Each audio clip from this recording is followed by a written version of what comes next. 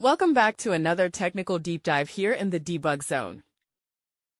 Today, we're tackling a big question and breaking it down with insights from other users. Hopefully, this clears up some misconceptions and helps you get the answer you need.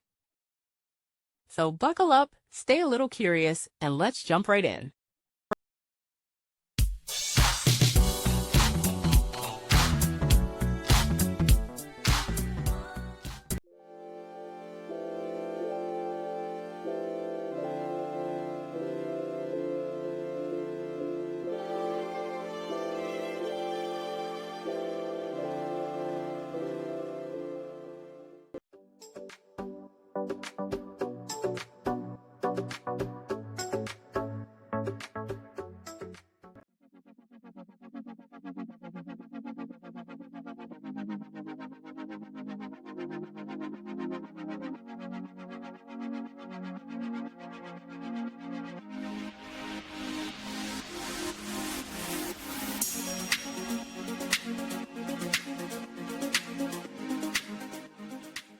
And that's a wrap.